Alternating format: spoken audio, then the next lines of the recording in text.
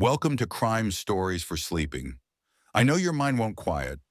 Your eyes fight to stay open. But tonight, let my voice carry you away. Somewhere in the dark, there's an unsolved mystery. A locked room, a missing witness, and the rain. Always the rain. Close your eyes now. The story begins. In 3, 2, 1. The detective's last case. The whiskey burned Liam Voss's throat as he stared at his reflection in the bar mirror. The man looking back at him was a ghost. Hollow cheeks, bloodshot eyes, a 5 o'clock shadow that had crept into a full beard. 2 years since the department forced him out. 2 years since the Petrov girl vanished on his watch.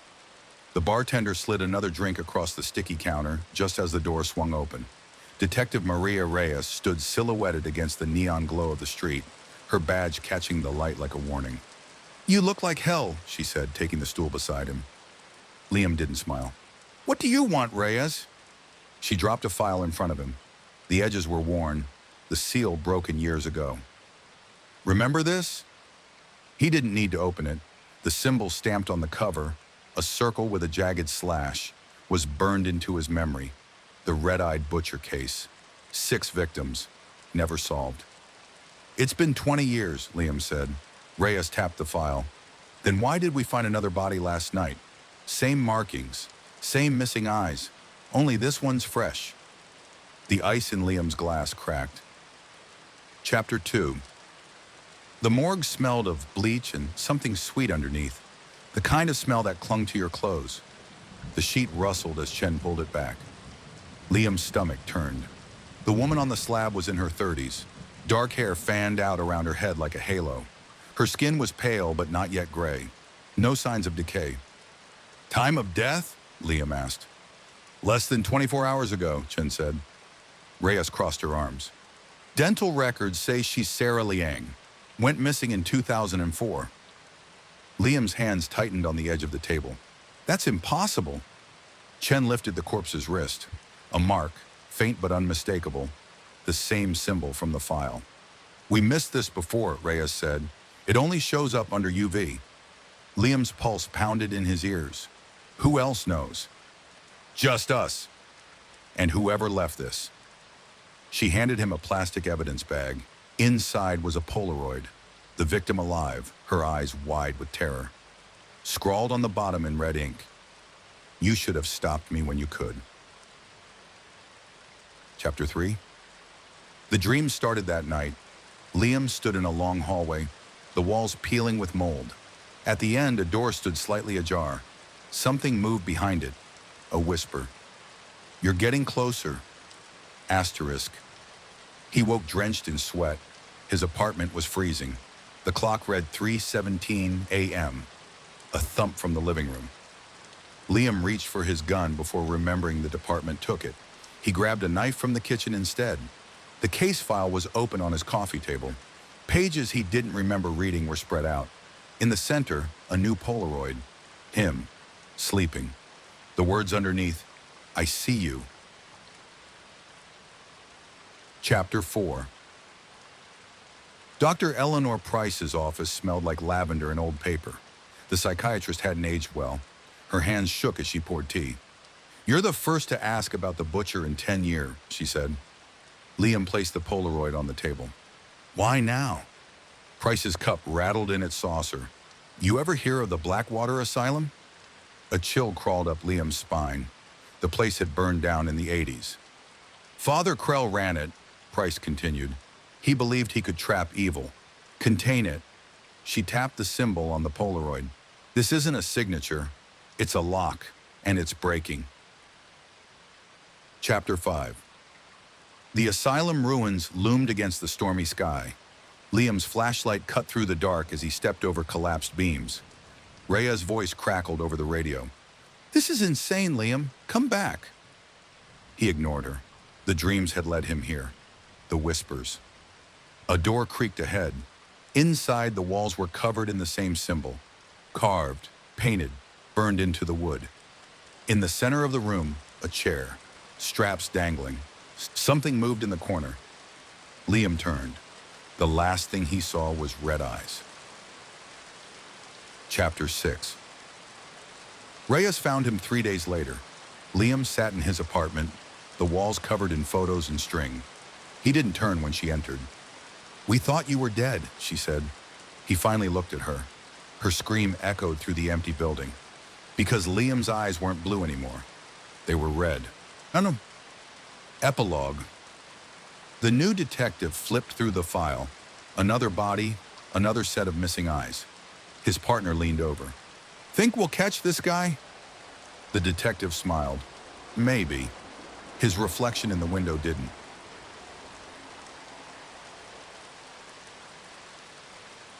The Silence of the Streets. Chapter 1. The First Vanishing. The call came in at 3:17 a.m., that dead hour when even the night seems to hold its breath.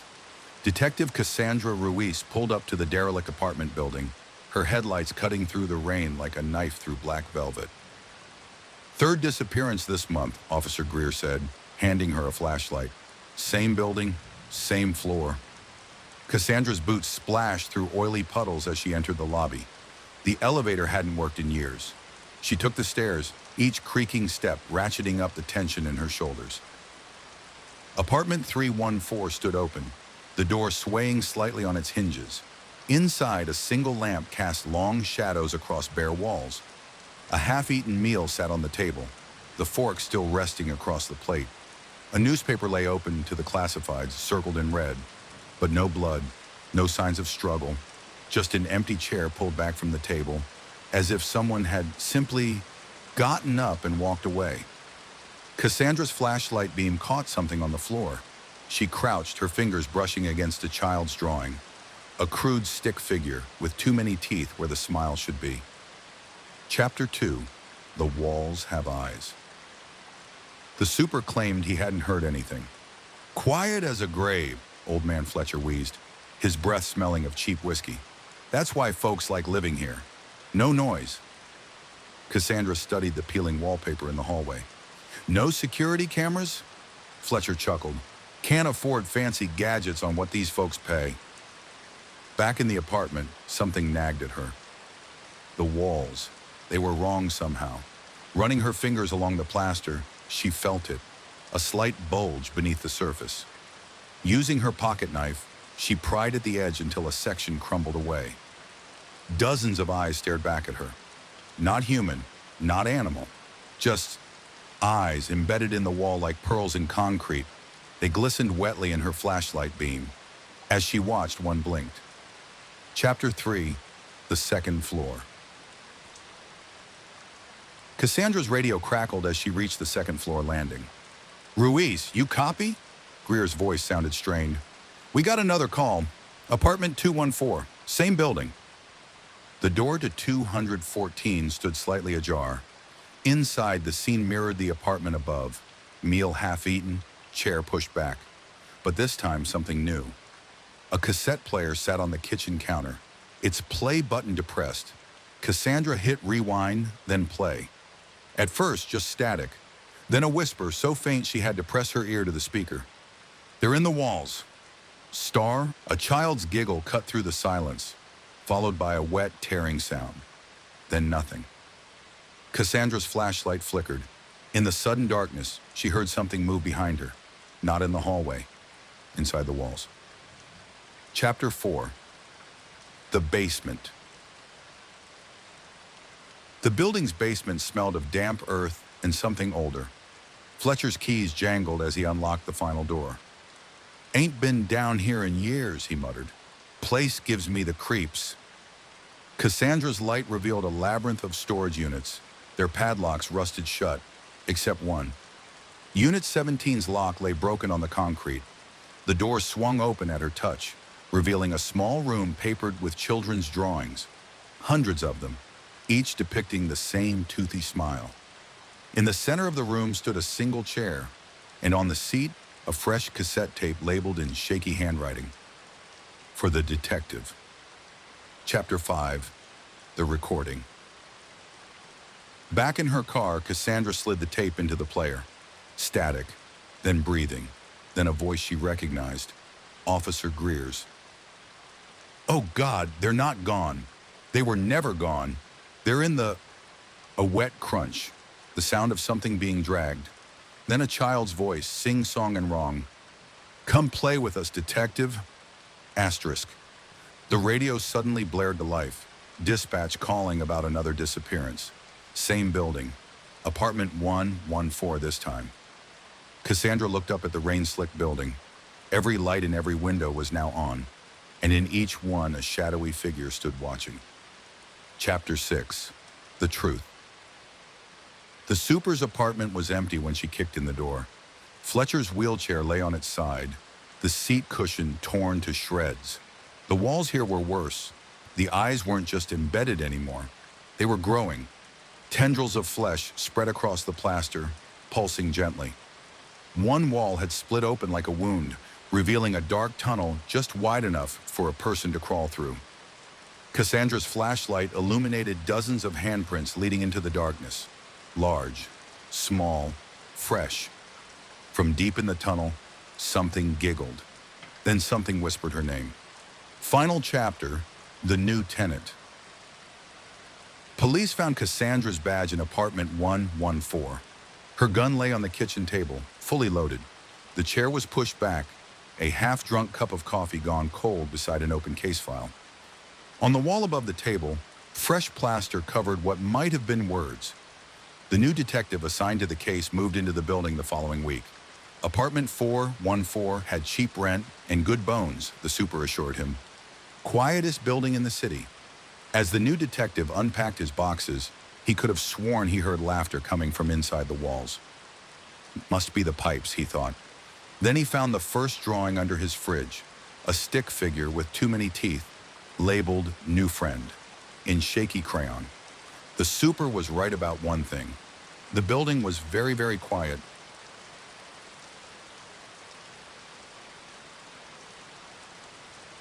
The Hollow Men. Chapter 1, the first cut. The rain never stopped in Black Harbor. It just got tired sometimes. Detective Elira Vasquez stood in the warehouse doorway, water dripping from her leather jacket onto concrete stained a color she didn't want to name. The smell hit first. Copper and formaldehyde, with something sweet underneath that made her teeth ache. Jesus wept, Officer Hendricks muttered beside her, flashlight beams shaking across the scene. The body lay spread-eagled in a halo of its own blood. Not just dead, unmade.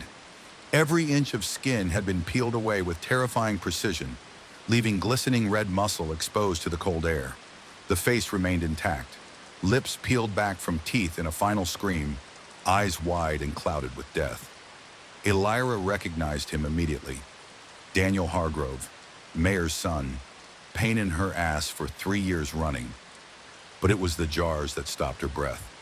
12 glass containers formed a perfect circle around the corpse. Each held an organ floating in clear liquid.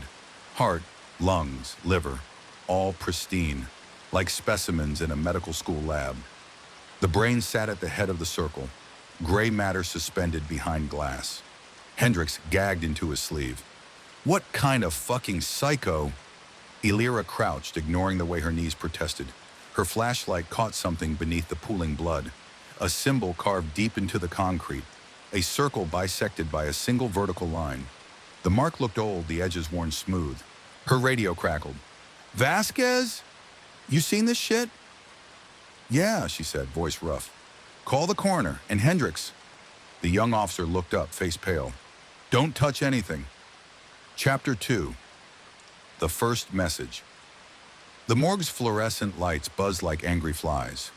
Dr. Lyle Bennett peeled back the sheet with a flourish that would have been theatrical if not for the corpse beneath. Daniel Hargrove's flayed body glistened under the harsh light. "Professional job," Bennett said, adjusting his glasses. "No hesitation marks. Whoever did this has practice." Elira forced herself to stare at the ruin of muscle and bone. How long was he alive? Long enough. Bennett pointed to the eyes. Pupils fully dilated. Adrenaline levels suggest extreme terror prior to death. He hesitated. There's something else. He lifted the corpse's left hand. On the wrist, barely visible against the raw flesh, was a mark, the same circle and line symbol from the warehouse. "Wasn't carved," Bennett said. "Almost looks like a burn." But there's no charring. Elira's phone buzzed. Unknown number. A single image loaded slowly. A Polaroid of Daniel Hargrove alive, eyes wide with terror. Scrawled in red beneath, "You're next." Chapter 3. The First Thread. Captain Darius Rourke's office smelled like stale coffee and regret. Elira tossed the Polaroid onto his desk. "We've got a problem." Rourke didn't look up from his paperwork. "We've always got problems. This one peels people." That got his attention. Rourke studied the photo, his face hardening. "Hargrove's going to want blood for this." "I'd settle for answers." Elira pulled a file from her jacket. "Missing persons report from last week. Mira Thorne. Worked at St. Augustine's morgue." "Connected?" "She quit showing up 3 days ago. Supervisor says she was acting strange before she vanished, talking about voices in the basement." Rourke sighed, rubbing his temples. "Fine. Go rattle some cages at the hospital. But Vasquez?" She paused in the doorway. "Don't make this personal." Chapter 4. The First Horror. The basement of St. Augustine's Hospital smelled of bleach and something older. Morgue attendant Felix Mercer led her down flickering corridors, his hands shaking badly enough to make his flashlight beam dance. "Mira started working late," he said. "Real quiet like. Then last Tuesday I heard screaming down here." Elira's boots echoed on cracked tile. The deeper they went, the colder it got. "Where exactly?" Felix stopped at a rusted metal door. "This far as I go." The door creaked open to reveal a small storage room. Elira's breath fogged in the sudden chill. Her light revealed symbols scratched into the walls. Dozens of the same circle and line mark. In the center of the floor, a dark stain spread across concrete. Her light caught glass in the corner. A single jar, half hidden under a tarp. Inside floated a human eye. As she watched, the pupil dilated. Chapter 5. The First Witness. The eye blinked. Elira stumbled back, her service piece clearing leather before she'd fully registered the movement. The eye stared from its jar, unblinking now. "Felix!" No answer. She edged closer. The eye was blue, the veins in the sclera clearly visible. Floating beside it in the preservative fluid was a scrap of paper. Elira reached in with gloved fingers. The paper unfolded to reveal a name, Grayson Lockwood. Her radio crackled to life. "Vasquez, you need to get back here." Hendrick's voice sounded strained. "We've got another one." She looked back at the jar. The eye was gone. Chapter 6. The Second Body. The alley behind the Black Cat Lounge stank of garbage and worse. This victim lay on their stomach, skin peeled in a single sheet from neck to heels, and laid out beside the body like a gruesome rug. The jars formed their same perfect circle, 11 this time. Hendrick stood well back, face green under the streetlights. "No ID yet, wallet's missing, but we found this." He held up an evidence bag containing a business card.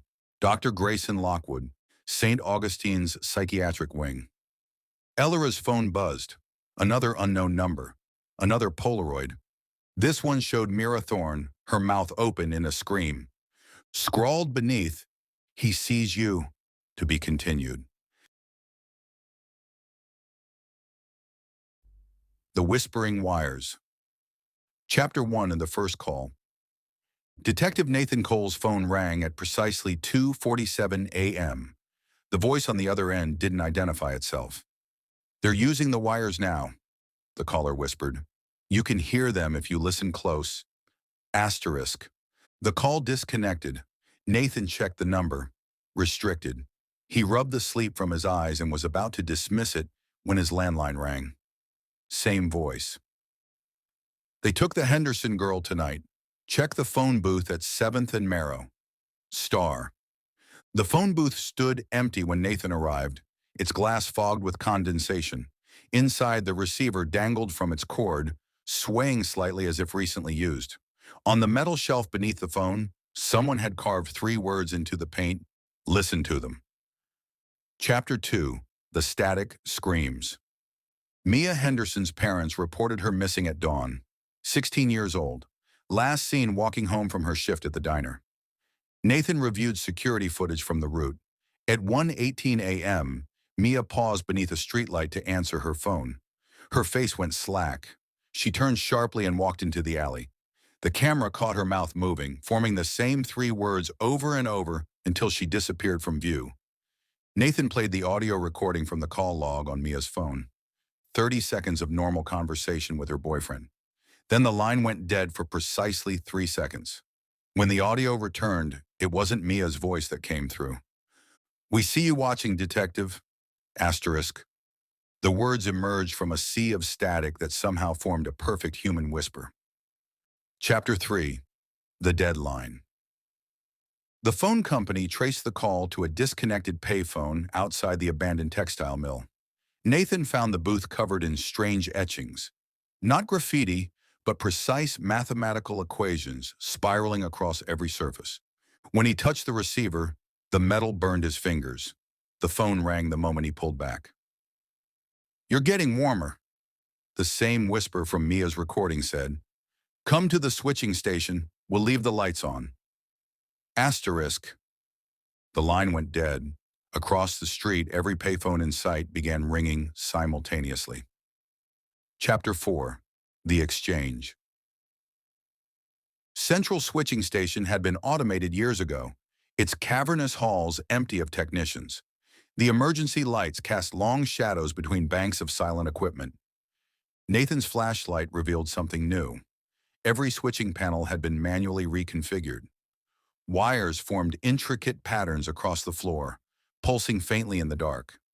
At the center of the room stood a single chair facing a wall of monitors. On the screens, security footage of every missing person's last moments. All were speaking into phones. All were repeating the same phrase. Nathan's cell rang. The caller ID showed his own number. "Sit down," his own voice whispered from the phone. "We have so much to show you." Asterisk. Final chapter, the new signal. They found Nathan's badge on the switching station floor. His service weapon sat neatly on the chair, fully loaded. The monitors now showed only static, though technicians swore they could sometimes see shapes moving in the noise. The payphone at 7th and Marrow rings constantly now. Sometimes people answer, and the city's missing persons reports keep piling up. Always last seen near phones, always caught on camera, whispering the same three words before they vanish. Listen to them. The phone company says it's just a glitch in the switching system. But at night, if you hold your cell phone to your ear and listen very carefully to the silence between rings, you can almost make out the whispers. And the whispers are getting clearer.